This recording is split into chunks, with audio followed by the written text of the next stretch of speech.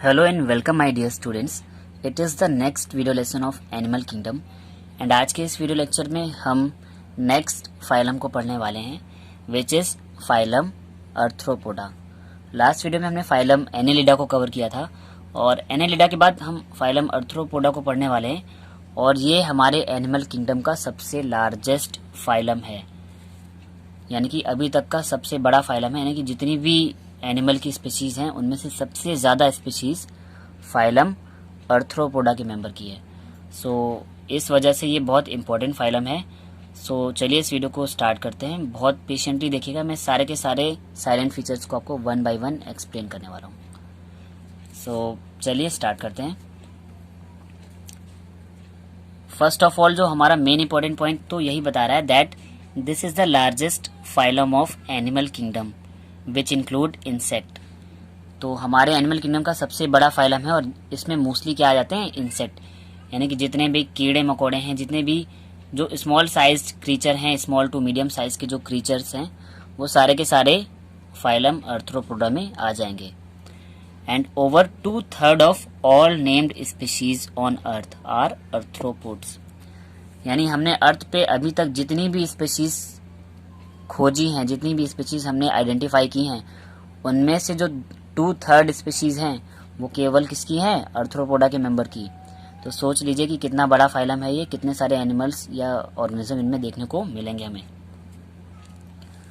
और वैसे भी बात अगर हमने कर ली है इंसेक्ट की, तो यानी कि बहुत सारे इंसेक्ट है हमारे लिविंग अर्थ पे और कई तो ऐसे हैं जिनको अभी भी हम आइडेंटिफाई नहीं कर पाए हैं।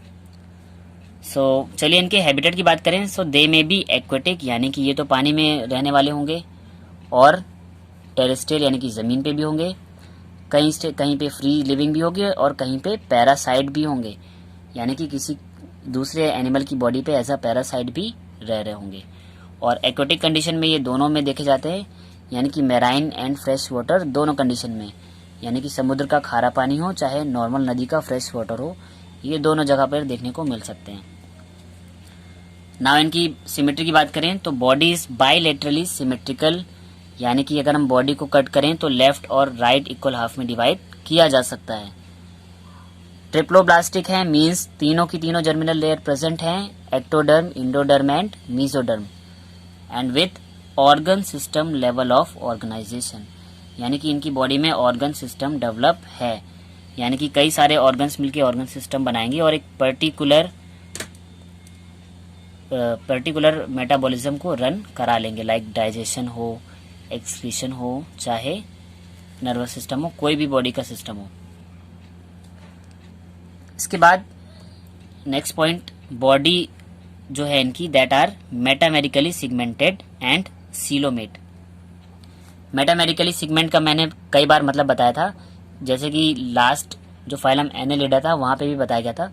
बॉडी में कई सारे छोटे छोटे टुकड़े होंगे, सिगमेंट्स होंगे, यानी कि बॉडी कई सारे सिगमेंट से मिलकर बनी होगी, तब हम उसे बोलते हैं मेटामेरिकली सिगमेंटेशन। एंड सीलोमेट, यानी कि यहाँ पर सीलोम प्रेजेंट होगी, यानी कि ये सीलोमेट एनिमल्स हैं।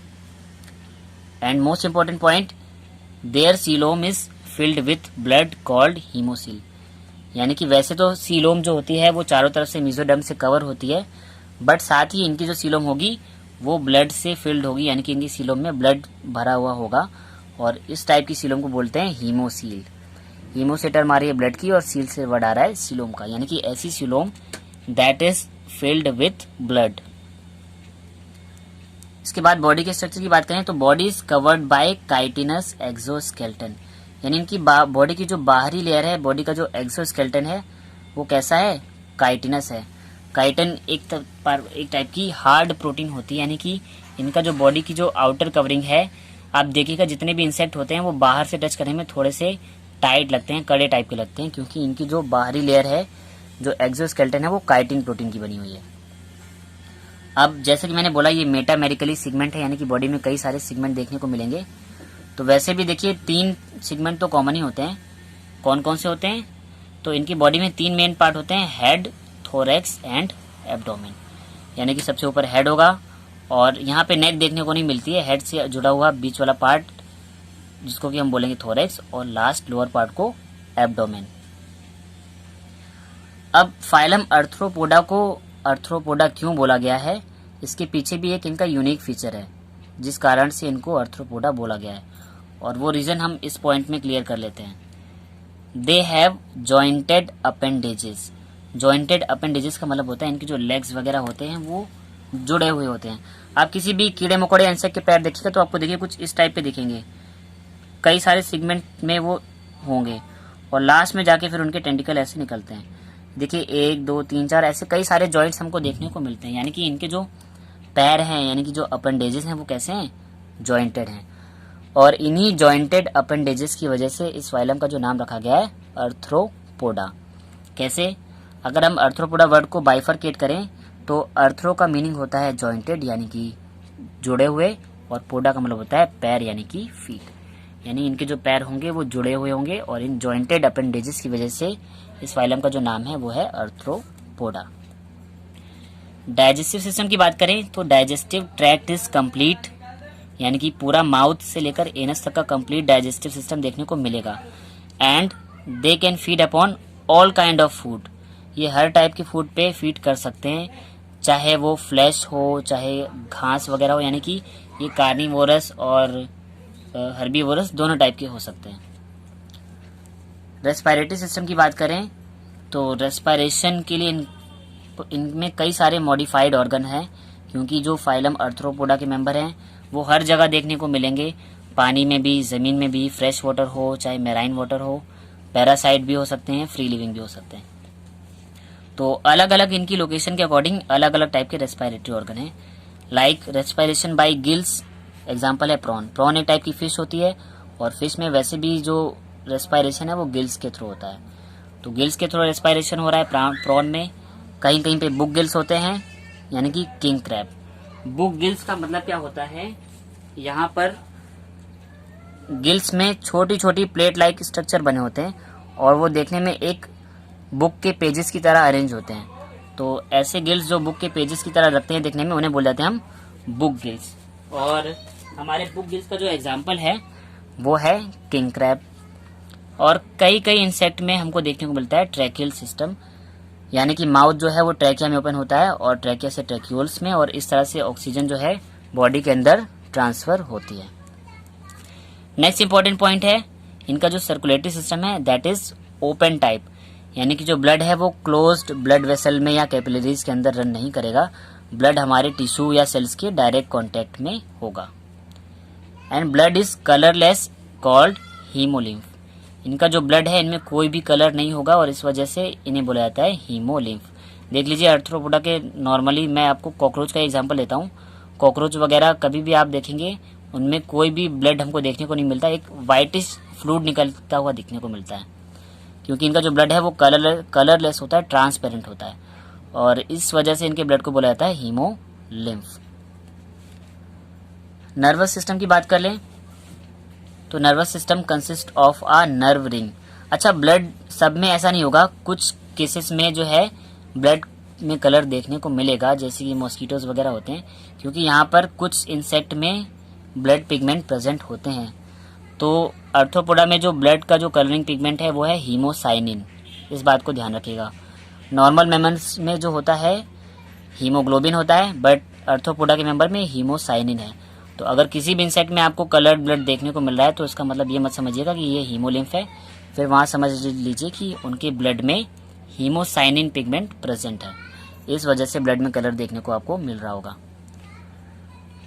Nervous system consist of a nerve ring and a double solid ventral nerve cord bearing ganglia, यानी कि यहाँ पर एक ब्रेन लाइक स्ट्रक्चर होगा जिसको कि हम बोलेंगे नर्व रिंग, और उसी नर्व रिंग से 2 सॉलिड वेंट्रल नर्व कॉर्ड निकलेगी, यानी कि 2 लंबी सी कॉर्ड निकलेंगी, रॉड लाइक स्ट्रक्चर निकलेंगे, जो कि बॉडी के स्टार्टिंग से लेकर एंड तक फैली हुई होंगी, और उन्हीं दोनों रॉड से चारों तरफ कई सारे सेंसरी गैंग्लिया बॉडी में फैले हुए होंगे। तो नर्वस सिस्टम कुछ इस टाइप का होगा। इसके बाद या मैं आपको एक बार ड्रॉ करके दिखा देता हूँ सिंपली, कि सपोज ये हमारी नर्व रिंग, और नर्व रिंग से वेंट्रल सरफेस पे, यानी कि डॉर्सल पे नहीं वेंट्रल पे, वेंट्रल सरफेस पे 2 हमारी नर्व कॉर्ड निकलेंगी, और हर एक नर्व कॉर्ड के चारों तरफ कई सारे गैंग्लिया होंगे जो कि सेंस को रिसीव कर रहे होंगे। तो इनका जो नर्वस सिस्टम है कुछ इस टाइप का होगा।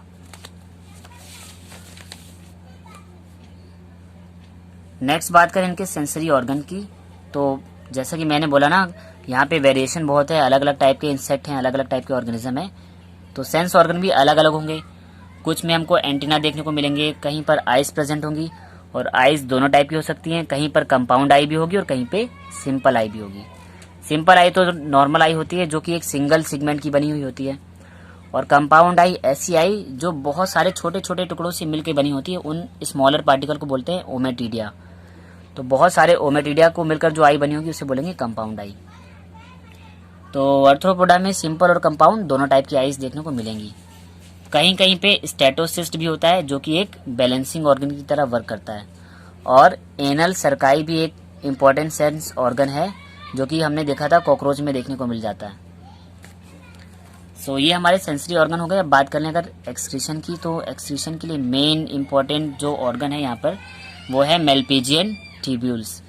तो जितने भी फाइलम आर्थ्रोपोडा के मेंबर हैं वहाँ पर मोस्ट केसेस में मेलपीजियन ट्यूब्यूल्स के थ्रू एक्सक्रीशन होता है। इसके बाद इनकी बॉडी में अगर हम रिप्रोडक्शन की बात करें तो they are mostly dioecious. Dioecious का मतलब होता है दो बॉडियां होंगी, मीन्स यूनिसेक्सुअल होंगी, यानी कि मेल सेक्स ऑर्गन अलग बॉडी में होगा और फीमेल सेक्स ऑर्गन अलग बॉडी में होगा। मोस्टली मैंने इसलिए बोला है कि सारे के सारे डाइशियस नहीं होंगे, कई जो हैं बाइसेक्सुअल या हर्माफ्रोडाइट भी हो सकते हैं। तो ये फाइलम थोड़ा सा बहुत बड़ा फाइलम है, तो यहाँ पे हमको दोनों टाइप के ऑर्गेनिज्म देखने को मिल जाएंगे, डाइशियस भी और मोनोइशियस भी, यानी एक ही बॉडी में दोनों सेक्स भी हो सकते हैं और दो अलग अलग बॉडी में मेल और फीमेल अलग अलग भी हो सकते हैं, बट मोस्टली डाइशियस, यानी कि डाइशियस वाली कंडीशन ज़्यादा देखी गई है।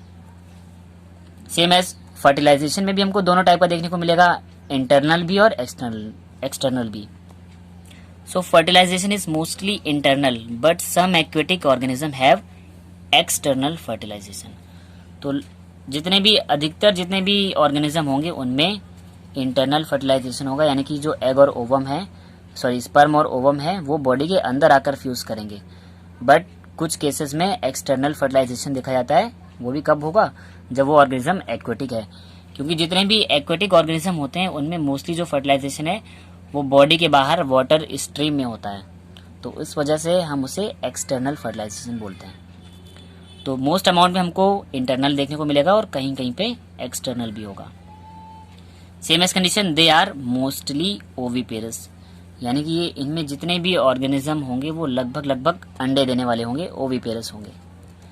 डेवलपमेंट हमको दोनों टाइप का देखने को मिल सकता है, इट मे बी डायरेक्ट और इनडायरेक्ट ऑल्सो, यानी कि डायरेक्ट एग से यंग वंस भी बन सकता है और हो सकता है एग से लार्वा बने फिर जाकर यंग बने, यानी कि बीच में कई लार्वल स्टेजेस भी आ सकती हैं और डायरेक्ट एग से यंग भी बन सकता है। तो डेवलपमेंट हमारा दोनों टाइप का देखने को मिल सकता है।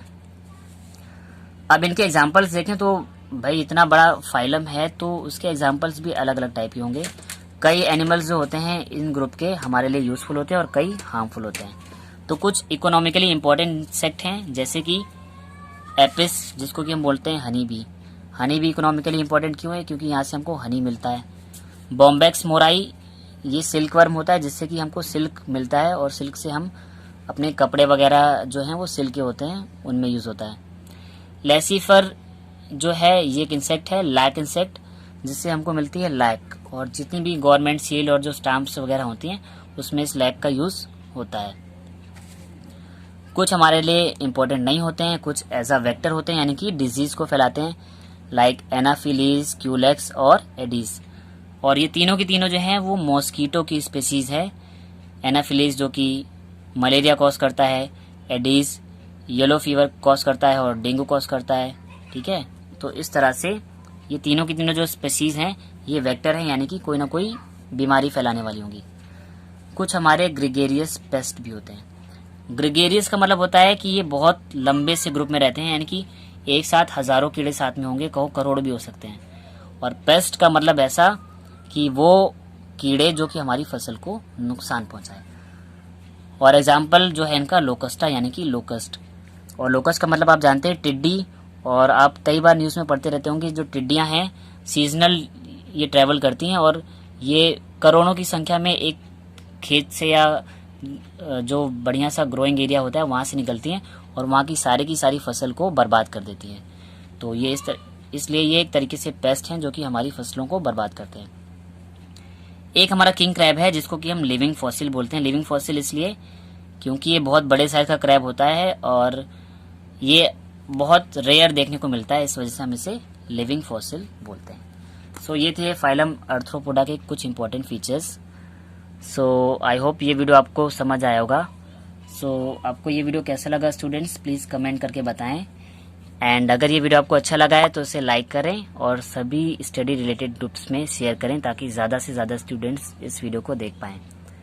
एंड अगर चैनल को सब्सक्राइब नहीं किया है तो सबसे पहले आप चैनल को सब्सक्राइब कर लें और बेल आइकन को भी प्रेस कर लें ताकि अपकमिंग वीडियोस की नोटिफिकेशन आपको टाइमली मिलते रहें। एंड लास्ट वीडियो में फाइलम एनेलिडा को एक्सप्लेन किया था मैंने। सो अगर फाइलम एनेलिडा आपने मिस कर दिया है तो डिस्क्रिप्शन बॉक्स पर दिए गए लिंक पर क्लिक करके आप फाइलम एनेलिडा वाले वीडियो को भी देख सकते हैं। सो आज की वीडियो में इतना ही। Thank you my dear students, have a nice day.